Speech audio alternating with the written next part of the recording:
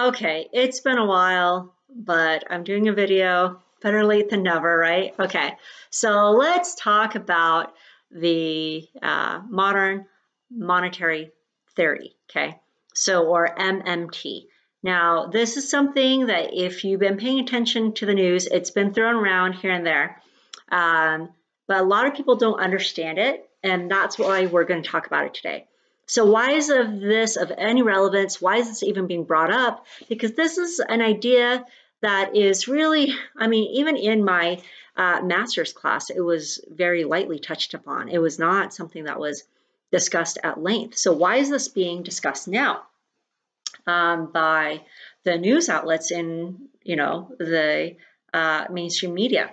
So it's being discussed heavily because you have the politicians that are pro-Green New Deal that would like to basically, they're predicating the funding mechanism for the Green New Deal based on the modern monetary theory, or MMT. So, and it's not that it would be all of the funding for it, but this would be the bulk of the funding for the Green New Deal. So what is MMT and how does it work, and does it work? Can it work for the Green New Deal? So let's talk about this. So there's many parts to this, of course, just like anything else. But here is the general idea of the modern monetary theory. So it goes like this, okay? Government is an entity. It's not a household.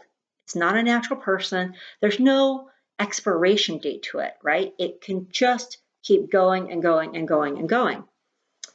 If that holds true, then the borrowing ability of that government entity should also be not limited. It should be able to keep going and going and going and going.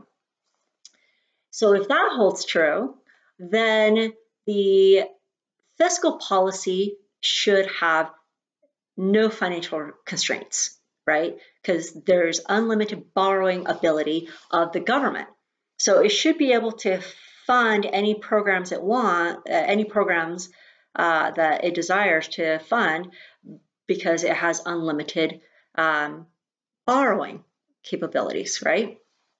So that is the idea of the modern monetary theory.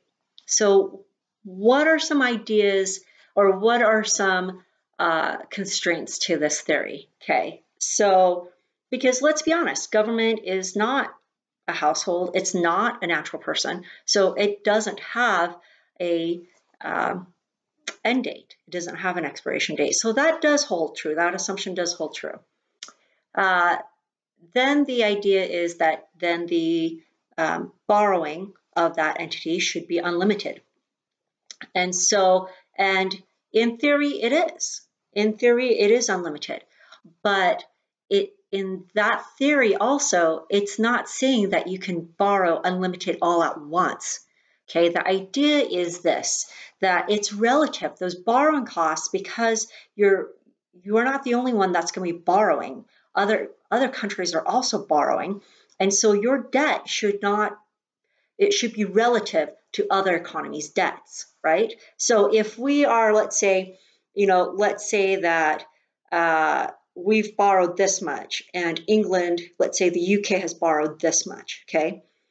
And then let's say that in the future we borrow more, and also the UK borrows more. Okay, that ratio has not changed. So it's still relative to each other. That ratio is still the same. Even though the actual dollar amount has changed, the ratio to which the US has borrowed compared to where the UK has borrowed is still, it's still the same.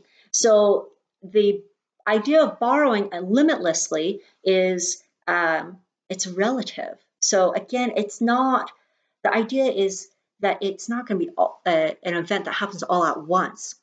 It's going to be over the course of time and in relation to other countries. Because if we have a need to borrow, most likely, especially since we're the largest economy in the world, if we have a need to borrow, most likely other economies are also going to have a need to borrow. hence like the financial crisis, right? That the financial crisis, it affected everybody. And so everybody's borrowing costs all went up, which is interesting that we all basically lent money to each other, but that's a whole nother issue. But everything was still fairly relative to one another. I mean, the ratios stayed, in relation to one another. So that's that. So that idea that it's unlimited in borrowing, yes, in theory, over the course of time, not all at once. Okay, so that's where that assumption doesn't necessarily hold in the context that the policymakers would like to see happen. So since that doesn't hold, then the fiscal policy shouldn't have any financial constraints. That also doesn't hold. Okay.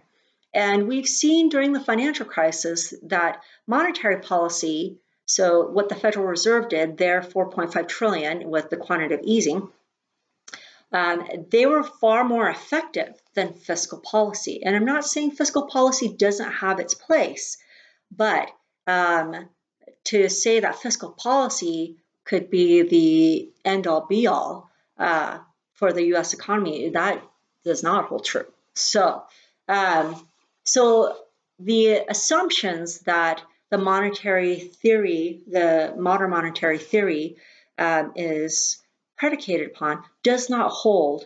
Also, this would work better if we were what's called a closed economy, meaning that we didn't trade with other economies, that our currency didn't trade against other economies. But that's not the case. We are what's called an open economy. We openly trade with other countries, right? And our currency flows through the global economy. And so it also trades against other currencies. If we were to all of a sudden, so like, again, US, UK, if we all of a sudden came way up here in spending and borrowing, and everyone else stayed down here, now we're not in the same ratio. Okay, we're no longer, it's not relative anymore. Now it's just increased. And we would devalue our currency to nothing.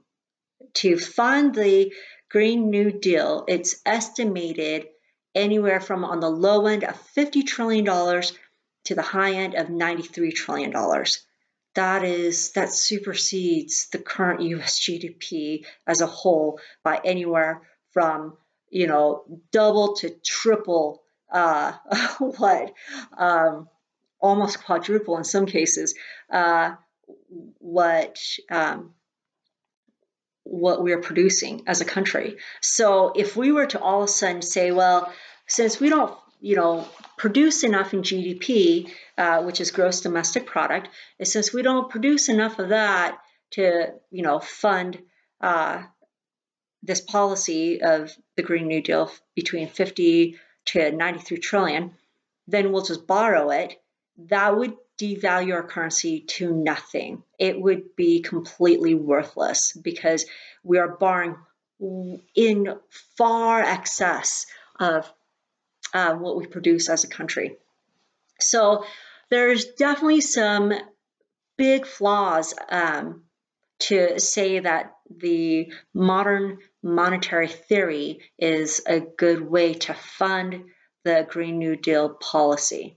That's not going to work. And this is rare, this type of event is rare, where you have economists coming out in droves all saying that they are not in favor of this policy or in favor of this theory to fund this policy. And you have economists who don't get along with each other, who openly like to, publicly humiliate each other or disagree with each other, and they are all saying the same thing, that the MMT, or modern monetary theory does not hold, and it can't be sustained, not in this type of economy structure that we currently have in the US, which is an open economy. If we trade against any other currencies, this can't be done. Now, if we were what's called a closed economy, meaning we don't trade with other economies, then that would be a whole different story. Okay, then this would be a whole different discussion. But since we are not a closed economy, we're not just within ourselves. It doesn't hold. So, and you can see why. I mean, if we were to pump, let's go on the low end even, of $50 trillion, that is double what our GDP is. It's in fact a little bit over double what our GDP is. We don't produce enough, and so our currency would be worth almost basically like half of what it is now.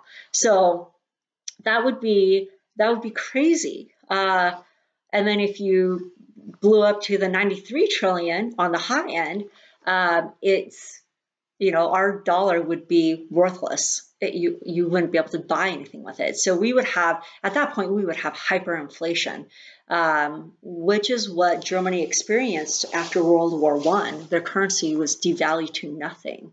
There were, all these stories about like how, people would run to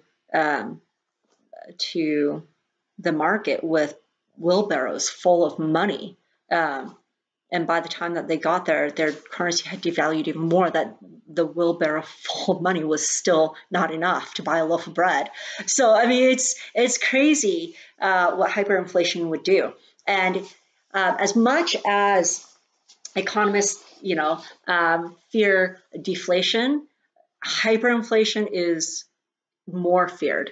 So there's which is why you see all these, like Nobel laureates and, professors, economic professors coming out and saying this theory doesn't hold. Now you do have some, pro MMT economists, but they're far and few in between, to be honest, because given our current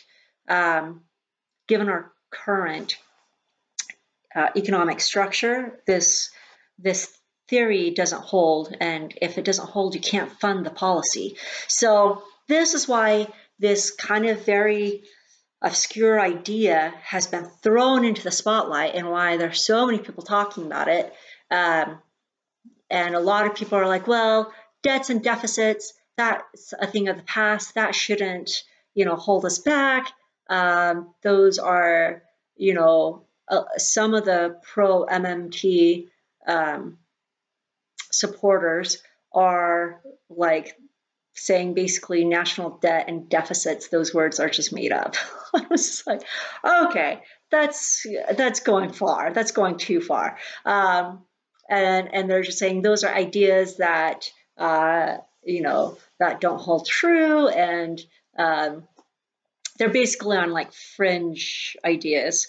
So, and so that theory just doesn't work in our current structure. So hopefully that gave you guys some ideas about what it is that you're hearing in the news, and why you're hearing about this modern portfolio theory or modern monetary theory.